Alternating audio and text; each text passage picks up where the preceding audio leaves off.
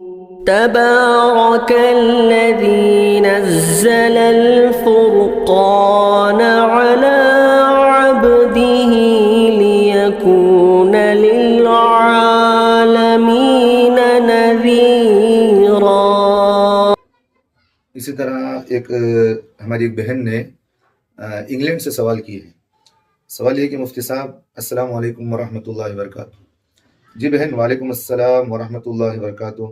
مفتی صاحب، اگر کسی عورت نے اپنے یہاں اولاد نہ ہونے کی وجہ سے کسی کا نو مولود بچہ گود لے لیا اور وہ عورت ایام میں رضاعت میں اپنا دودھ اسے نہ پلا سکے، بلکہ باہر کا دودھ کسی سے پلا کر اس کی پرورش کرے، تو یہ عورت اس کی ماں کہلائے گی یا نہیں؟ اور ان دونوں کے احکام کیا ہوں گے پردے اور شادی وغیرہ کے تعلق سے؟ تشفی بخش جواب دیں، بڑی مہربانی ہوگی۔ جی بہن، آپ کا سوال بہت بہترین ہے، اور اثر و بیشتر یہ سوال بھی بڑے لوگ ہمیں پوچھتے بھی رہتے ہیں۔ سوال کا جواب دیکھیں، پہلی بات تو یہ ہے کہ کسی کا بچہ یا بچی لے کر پالنا جائز ہے، چاہے وہ لے کر واپسی کی شرط لگایا ہو یا نہ لگایا ہو۔ واپسی کا مطلب ہے کہ بھئی آپ یہ بچہ بچی پال سکتے ہیں، لیکن بڑے ہونے کے بعد پھر ہمیں واپس کر دیں۔ اس طرح کی اگر شرط لگائی گئی تو پھر بھی آپ پال سکتے ہیں، کوئی بات نہیں۔ لیکن صرف گود لینے کی وجہ سے وہ بچہ ان کا حقیقی اولاد نہیں بن سکتا۔ اکثر لوگ اس مسئلے میں بڑے الجھے ہوئے ہوتے ہیں۔ ہمارے مسلمانوں کے اندر حسب و نسب کی بڑی کوئی یہ باقی نہیں رہی۔ ہر جو لے پالک بچہ رہتا ہے وہ اپنے حسب و نسب کو بدل لیتا ہے۔ تو اس لیے لے پالک جو ہوتا ہے بچہ، اس کا حسب و نسب اس کے حقیقی والدین ہی کی طرف کیا جائے گا۔ لے پالک والدین اس کے حسب و نسب کو نہیں بدل سکتے۔ کسی کا بچہ آپ لے کر پال رہے ہیں تو اس بچے کو نام اس کے والدین جو بھی خاندان ہے اس کے اصل خاندان کی طرف کریں گے، لے کر پالنے والے اپنے خاندان کی طرف اس کو نہیں کر سکتے۔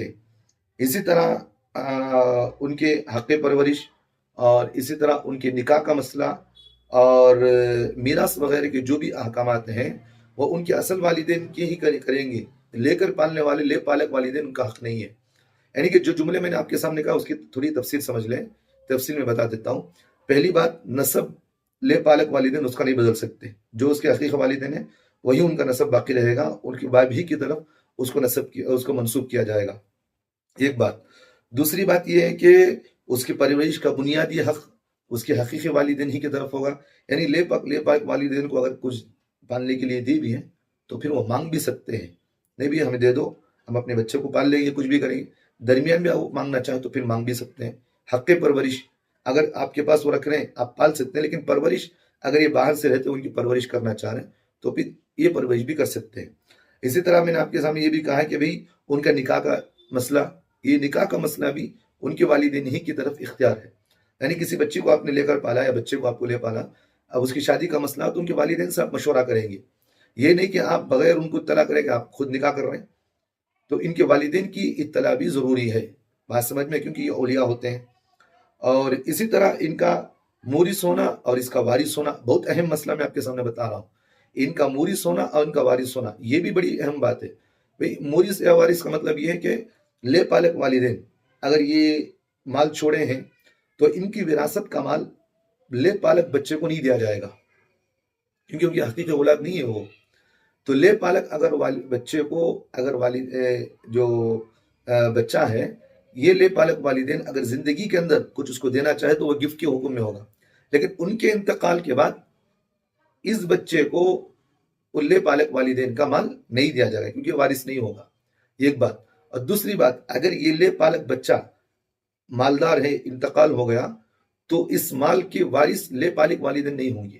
بہت اہم بات میں کہہ رہا ہوں، لے پالک والدین اس بچے کے وارث نہیں ہوں گے۔ جو بھی اس نے مال کمایا تو اصل والدین کی طرف جائے گا، تو لہٰذا اس کا مورث ہونا اور اس کا وارث ہونا، یہ تمام شرعی حکام کا تعلق اس کے اصل ماں باپ ہی کی طرف ہوگا، لے پالک والدین کی طرف اس کا حکم نہیں ہوگا، کیونکہ اس کے احکامات کسی انسان کے تبدیل کرنے سے اس کا حکم نہیں بدلا جائے گا۔ کسی انسان کو آپ نے یہاں سے یہاں بدل دیا گیا تو اس کے حکامات نہیں بدلیں گے۔ جو حکم شریعت کا حکم ہے تو وہی حکم اس کا باقی رہے گا۔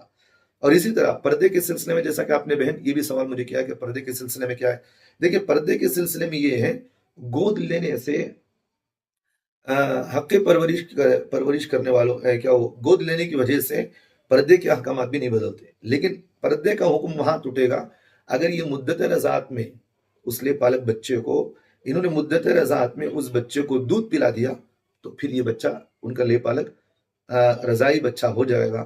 تو رضائی بچہ ہونے کی وجہ سے ان کے والدین کے لیے یعنی رضائی ماں باپ پر اس پر پردہ کرنا ضروری نہیں ہے۔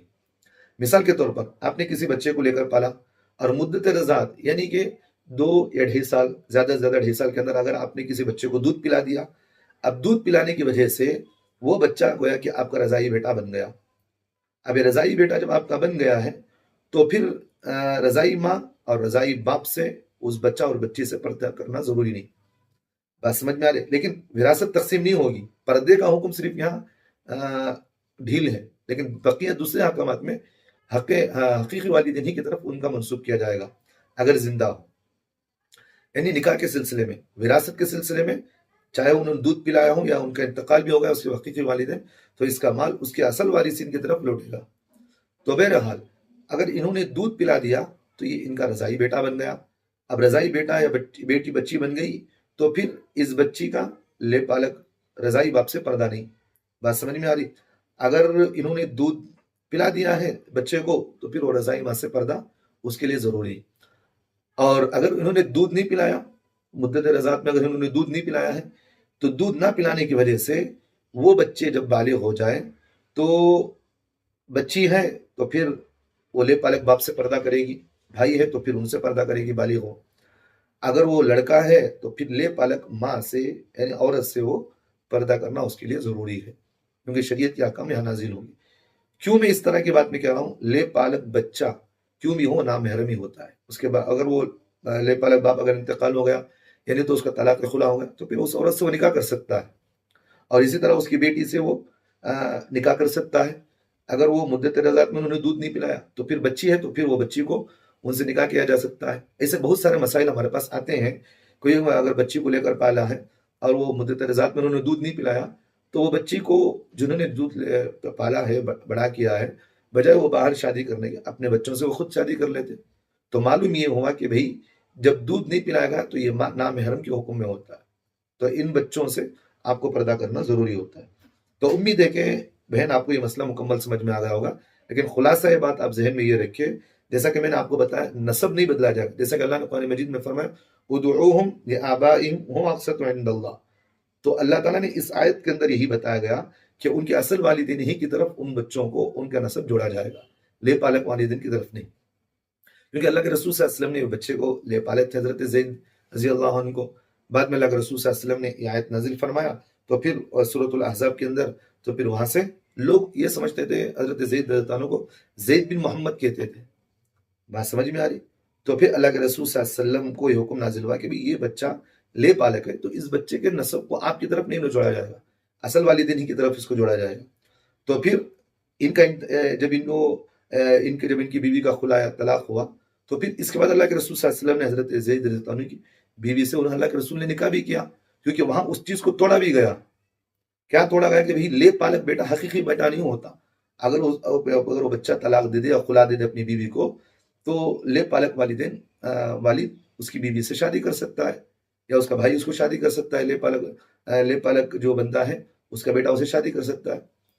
تو اس لیے اس بنا پر یہی ہے کہ بھئی اس کے نسب کو، اس کے حق پرورش، نکاح کا اختیار اور اسی طرح وراثت وغیرہ کے جو بھی احکامات ہیں وہ حقیقی والدین کی طرف لوٹیں گے، لے پالک والدین کی طرف نہیں لوٹیں گے۔ البتہ پردے کے سلسلے میں جیسا کہ میں نے بتایا اگر مدت رضاعت میں انہوں نے دودھ پلایا ہے تو اس بچے سے پردہ کرنا ضروری نہیں ہوتا۔ اگر مدت رضاعت میں انہوں نے دودھ نہیں پلایا تو بالغ ہونے کے بعد اس بچہ اور بچی سے والدین یا جو بھی ہو، لڑکا ہو لڑکی جو بھی ہو، ان سے پردہ کرنا ضروری ہوتا ہے۔ امید ہے کہ بہن آپ کو یہ مکمل جواب سمجھ میں آ گیا ہوگا۔